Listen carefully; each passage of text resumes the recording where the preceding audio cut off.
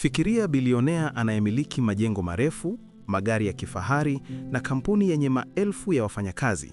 Kisha siku moja anaamua kuvaa nguo zilizochanika, kushika mfagio na kuomba kazi kama mtu asiye na chochote. Hakuna anayemtambua, hakuna anayempa heshima ya ziada, na hapo ndipo mchezo halisi unaanza. Akiwa amezungukwa na watu waliokuwa wakimwogopa kwa sababu ya fedha zake, alitaka kujua kitu kimoja tu. Je, heshima yao ilikuwa ya kweli au ya kinafiki? Alishuka kutoka kileleni hadi sakafuni, kutoka ofisi ya kona hadi ghala lenye vumbi. Kila neno alilosikia, kila tabasamu au dharau, vilikuwa kama moto unaochoma pazia la unafiki.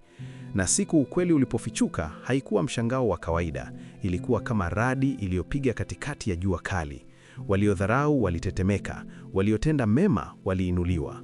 Kampuni nzima ilitikiswa hadi misingi yake. Karibu Mkuma Story, mahali pa simulizi zenye mguso wa maisha. Tazama mpaka mwisho, maana kuna jambo la kujifunza hapa. Katika jiji lenye majengo ya vioo na ofisi za kifahari, aliishi bilionea aitwaye Daniel Mwangi. Alijulikana kama mtu mkali kazini na mwenye nidhamu isiyoyumba. Kampuni yake ya Dama Holdings ilikuwa na maelfu ya wafanyakazi, lakini moyoni mwake kulikuwa na swali lililomsumbua kwa muda mrefu. Je, wafanyakazi wake walimheshimu kwa utu au kwa pesa zake? Kwa miaka mingi, Daniel aliishi katika ulimwengu wa mikutano na mikataba mikubwa.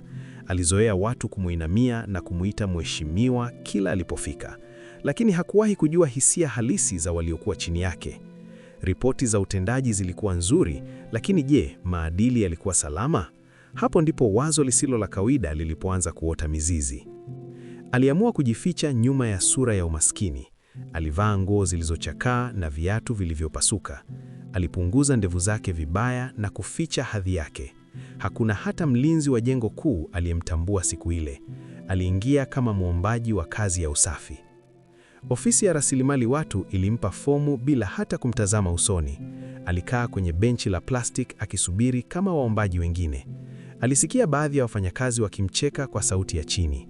Hakujibu, aliandika kila kitu moyoni mwake. Jaribio lake lilikuwa limeanza rasmi. Alipangiwa kazi ya kusafisha ghala la zamani. Meneja wa zamu alimuamuru kwa sauti ya dharau. Hakuna aliyefikiria kuwa mbele yao alisimama mmiliki wa kampuni. Walimuona kama mtu asiye na thamani yoyote. Hapo ndipo Daniel alianza kuona uso halisi wa uongozi wake. Wakati mwingine mamlaka hufunika ukweli kama pazia zito. Watu hubadilika wanapodhani hakuna anayewaona. Jaribio la Daniel lilikuwa kioo cha tabia zao. Heshima ya kweli haipimwi kwa suti, bali kwa moyo.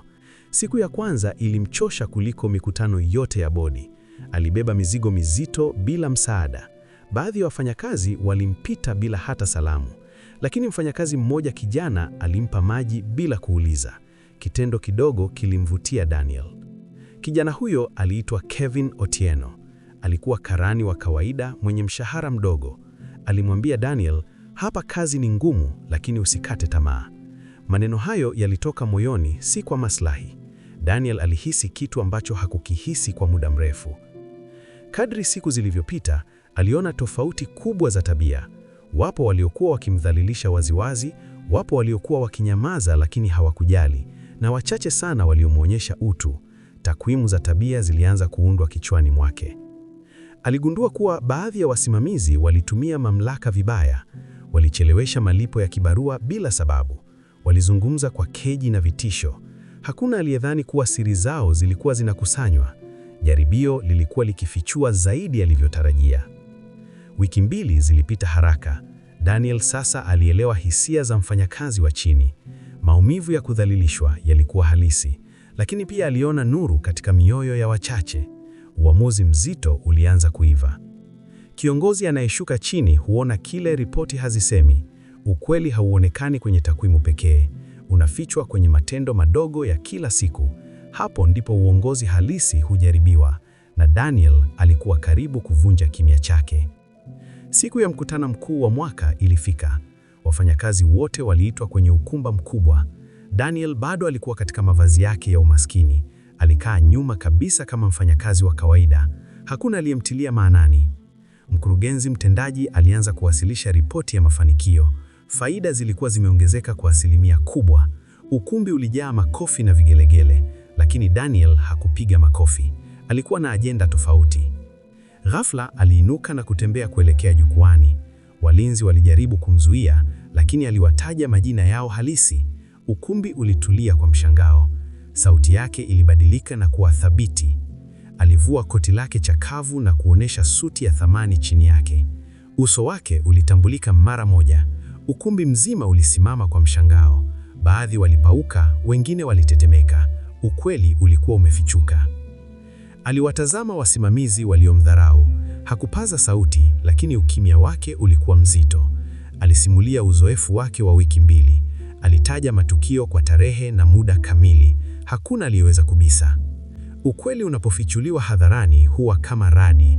Hauulizi nani yuko tayari, unagonga kila aliyehusika. Haki haipaswi kuogopwa na mwenye nia safi, lakini kwa mwenye hatia ni mzigo mzito. Baadhi ya wasimamizi walifutwa kazi papo papo.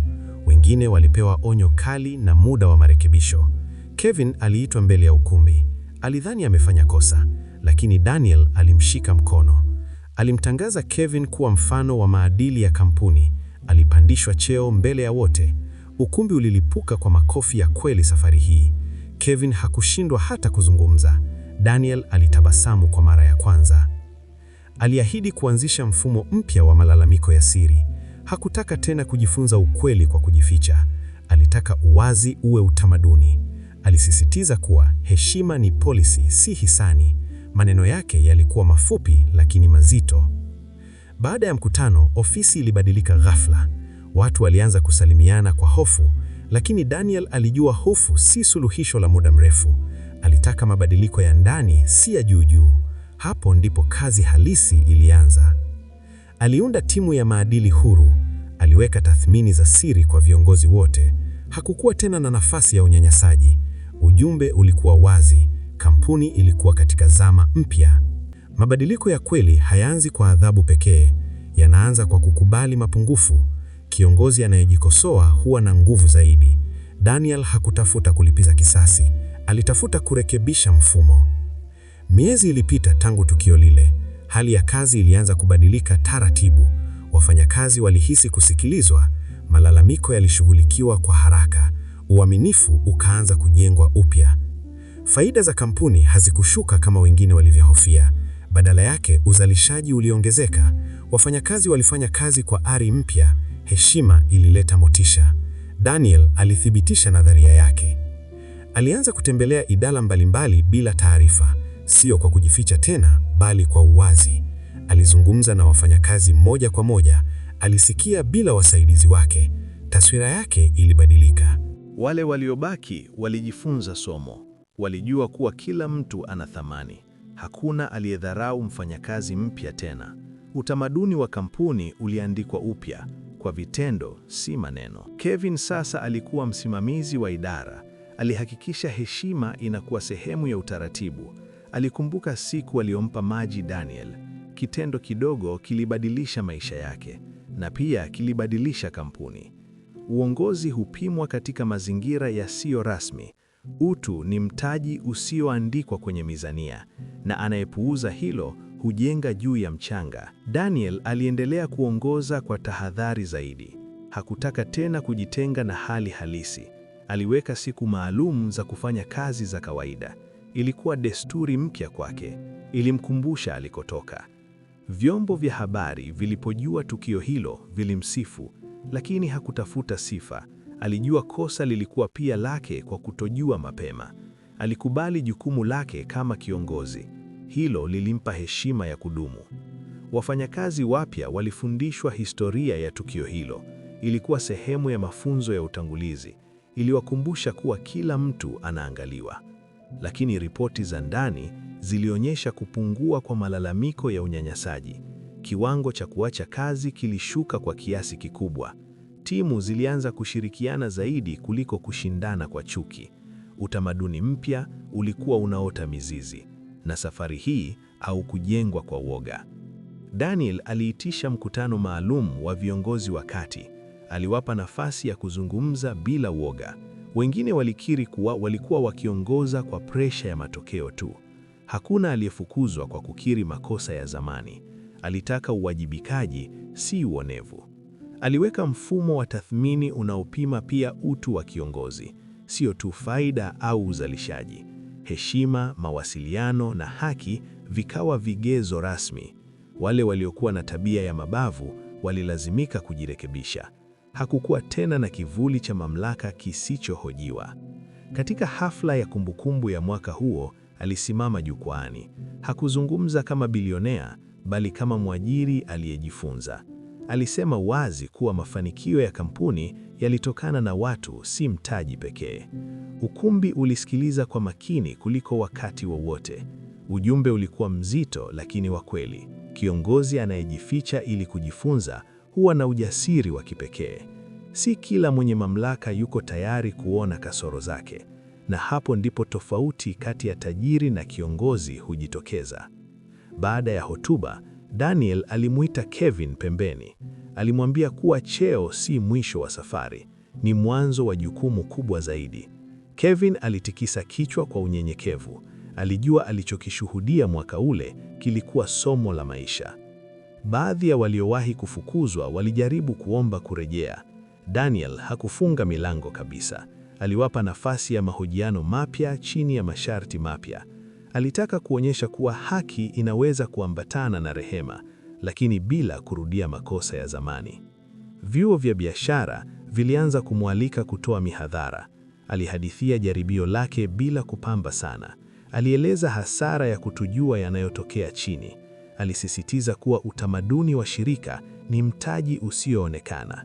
Wataalamu wengi walikubaliana naye. Ndani ya moyo wake, Daniel alibaki na kumbukumbu ya siku za gala. Harufu ya duvu na jasho haikumtoka kirahisi. Ilimkumbusha kuwa hadhi ni hali ya muda, lakini utu ni alama ya kudumu. Hilo halikuandikwa kwenye mikataba, bali ndani yake. Miaka michache baadaye, kampuni yake ilisimama imara zaidi. Haikujulikana tu kwa faida, bali kwa maadili. Wafanyakazi walijivunia mahali pa kazi, na Daniel alitambua kuwa jaribio lake lilikuwa uamuzi sahihi. Ukweli ulipofichuka, kila kitu kweli kilibadilika. Jaribio la kujificha lilifungua macho ya wengi. Lilionyesha kuwa mamlaka bila maadili ni hatari, lakini pia lilithibitisha kuwa mabadiliko yanawezekana. Mwisho wa yote, kilichobaki hakikuwa mshangao wa tukio lile, bali athari zake. Wale waliodharau walijifunza kuwa kila mtu ana hadhi yake, hata kama haionekani kwa macho ya haraka. Waliotenda kwa moyo safi walithibitisha kuwa utu hauhitaji masharti ili ujidhihirishe. Bilionea aligundua kuwa mali inaweza jenga majengo, lakini maadili hujenga taasisi. Alipovua suti yake ya hadhi na kuvua duvu la gala, aliona kile ambacho fedha havikumweza kumwonyesha kwa miaka mingi. Ukweli haukuwa wa kupendeza kwa kila mtu, lakini ulikuwa wa lazima. Na hapo ndipo somo linapobaki wazi.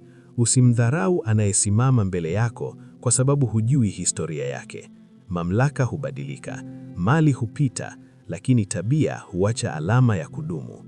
Mwisho huu si hitimisho tu la simulizi, bali ni mwaliko wa kujitazama kwa kina zaidi. Asante kwa kutazama hadi mwisho. Tukutane wakati mwingine.